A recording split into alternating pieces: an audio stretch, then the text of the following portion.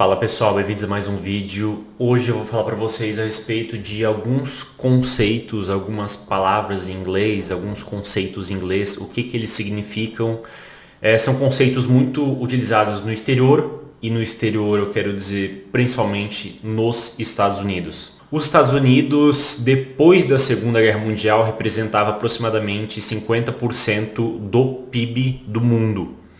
Hoje, se eu não me engano, os Estados Unidos deve representar uns 25% do PIB mundial. Mas ele representa 40%, aproximadamente 40% do volume no mercado financeiro mundial. Então, 40% do mercado financeiro mundial é basicamente o que acontece dentro dos Estados Unidos. É o que acontece nos Estados Unidos.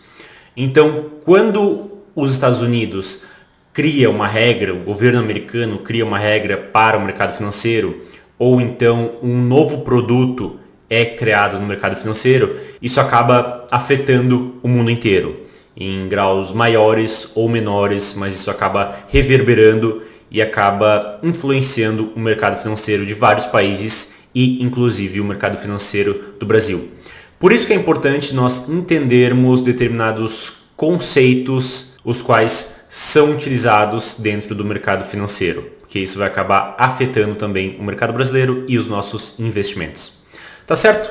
Então, sem mais enrolação, vamos para o vídeo. Bem, pessoal, para começar, vamos falar sobre o mercado primário e algumas palavras as quais são importantes que nós tenhamos em mente, as quais é interessante nós sabermos o significado.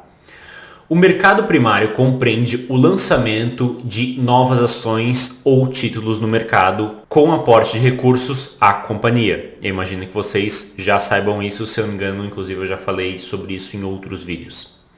No mercado primário, as empresas podem emitir novas ações de duas formas. E aqui nós estamos falando do mercado americano. Public Offering, os títulos são oferecidos ao público em geral, com a ajuda de um intermediário financeiro, do Investment Bank, ou através de um Private Placement. As ações são vendidas por um banco de investimento para poucos investidores institucionais. Não precisa de registro na SEC. Marcos, o que é a SEC? A SEC é a Comissão de Valores Mobiliários dos Estados Unidos. É a CVM americana. Nós temos a CVM aqui no Brasil e nos Estados Unidos eles têm a SEC. Nós temos o IPO, um termo utilizado aqui no Brasil também, que significa Initial Public Offering, que ocorre quando uma empresa abre seu capital pela primeira vez. Essa empresa se torna pública. E temos as Seasoned Issues, ou seja, os lotes secundários, que são novas emissões de empresas já públicas. Ou seja, mercado primário, mercado secundário, emissão primária, emissão secundária. Tá certo? Nós também temos uma classificação das ações, assim como no Brasil. No Brasil nós temos as ações ordinárias e as ações preferenciais. E também temos as Unities, que é uma união entre ordinárias e preferenciais. Nos Estados Unidos, as ordinárias são chamadas de Common Stock, ou seja, ações comuns. E as ações preferenciais são chamadas de Preferred Stocks, ou seja, ações preferenciais. Outra sigla importante, outro nome importante, CAP, é uma palavra muito usada que é diminutivo de capitalização, ou seja, o valor de mercado da empresa. Então você vai ver quando um americano falar, ou se você lê em algum lugar, você muitas vezes vai se deparar com a palavra CAP. CAP isso, CAP aquilo, CAP aquele outro, e aí você vai dizer o que é esse tal de CAP? CAP é a capitalização, é o valor de mercado da empresa. Current Yield, o que significa isso? É o pagamento anual de cupom dividido pelo valor do título. Ou seja, é uma medida de retorno. É a relação entre o pagamento anual de juros e o valor do título. Então, quando você ouvir esse termo, agora você já sabe o que significa. Nós temos também a sigla YTM. O que significa isso? O Yield to Maturity de um título é a taxa interna de retorno dos fluxos de caixa associados ao título, incluindo o preço de compra, pagamento de cupom e valor de vencimento. Ou seja, é o rendimento que eu terei com a compra desse título até o seu vencimento. Marcos, as pessoas ficam dificultando coisas simples, elas ficam colocando termos complexos em coisas simples. Sim, as pessoas adoram fazer isso e o mercado financeiro não é diferente. Então, quando você ouvir Yield to Maturity, você sabe que é o rendimento que eu terei com a compra desse título até o seu vencimento. É algo simples, mas as pessoas acabam utilizando esses termos e é interessante você saber o que esses termos significam. Outro termo importante, Yield Spread, é o prêmio de risco. É a diferença que você vai ter entre títulos. Se você tem um título que te paga 10% ao ano e outro que te paga 12% ao ano, você tem um spread entre esses dois títulos de 2%. Provavelmente o que te paga 12% ao ano é mais arriscado do que o título que te paga 10% ao ano. E nós temos outro conceito importante que é o Spread Over Treasury, que é o prêmio de risco adicionado à taxa de juros paga pelos títulos do Tesouro norte-americano por títulos corporativos. Ou seja, se os títulos do Tesouro norte-americano estão pagando 5% ao ano e um título corporativo, o título de uma empresa, está pagando 7% ao ano, nós vamos ter novamente um spread de 2%. Nós vamos ter um spread over treasury de 2% nesse título corporativo. O governo americano emite títulos para se financiar da mesma forma que o governo brasileiro faz e os governos de praticamente todos os países fazem. Da mesma maneira que no Brasil você tem títulos públicos, que é nada mais nada menos do que o governo se endividando e você financiando esse endividamento do governo. Nos Estados Unidos e em praticamente todos os países você tem a mesma figura. Você tem títulos públicos, você tem o governo se endividando para financiar as suas atividades. Os títulos do governo americano são também tratados como o ativo livre de risco do planeta. Ou seja, qualquer investimento feito no mundo deve ter um rendimento real maior do que o rendimento real dos títulos americanos.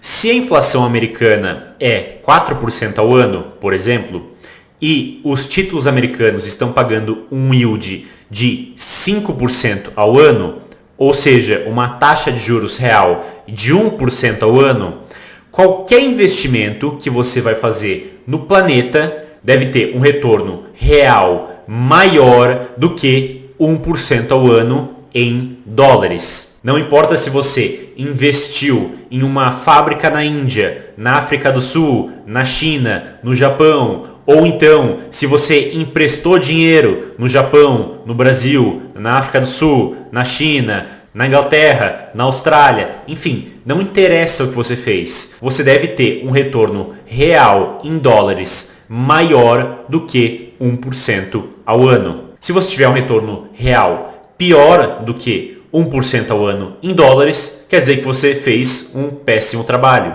Porque o ativo livre de risco do mundo, o qual não é livre de risco, porque nós sempre temos risco quando nós investimos, mas o ativo menos arriscado do mundo deu um retorno real de 1% ao ano em dólares. Então, tudo que você fizer vai ser mais arriscado do que os títulos americanos. E tudo que você fizer tem que dar um retorno real maior do que 1% ao ano em dólares. Agora vamos falar um pouquinho sobre os títulos norte-americanos. Nós temos as Treasury Bills, que são os títulos com maturidade menor que um ano.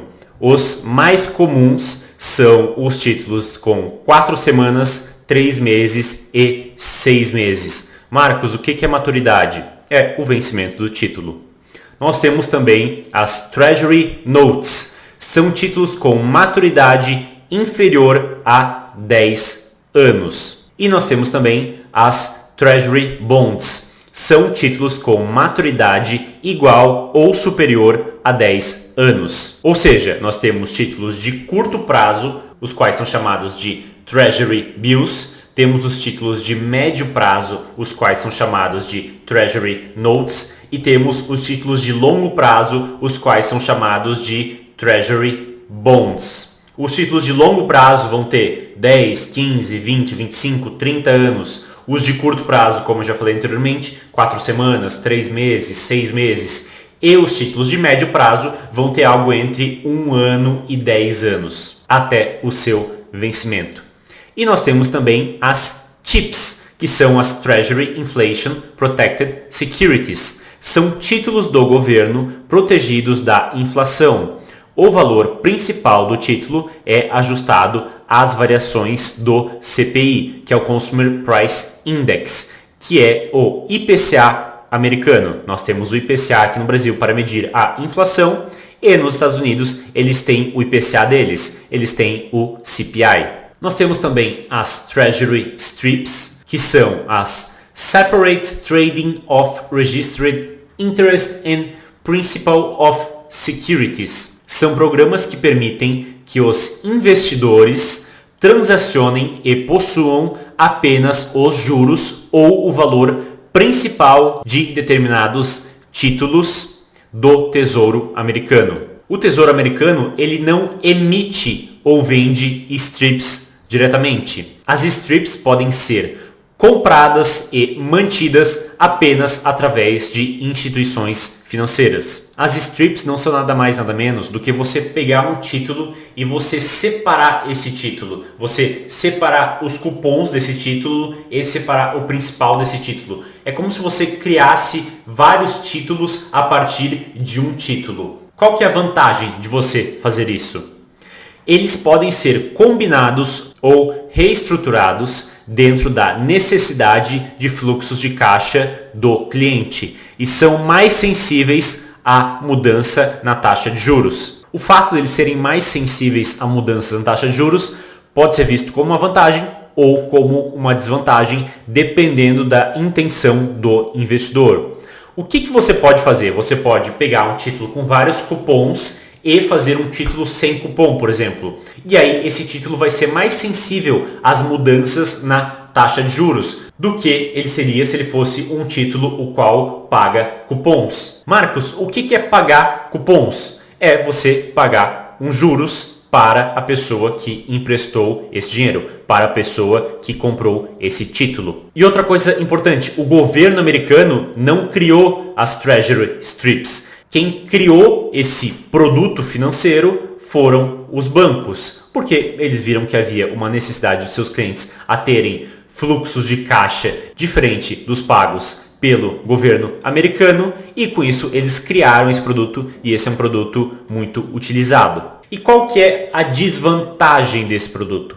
A principal desvantagem dele é a liquidez. Pode ser que você compre esse produto, mas tenha dificuldade de vender ele quando você precisar. Bem, pessoal, para esse vídeo não ficar tão longo, eu vou fazer um corte aqui e eu continuo esse vídeo em uma parte 2 amanhã. Então, pelo vídeo de hoje é isso. Espero que vocês tenham gostado, espero que vocês tenham entendido. Um abraço e até a próxima.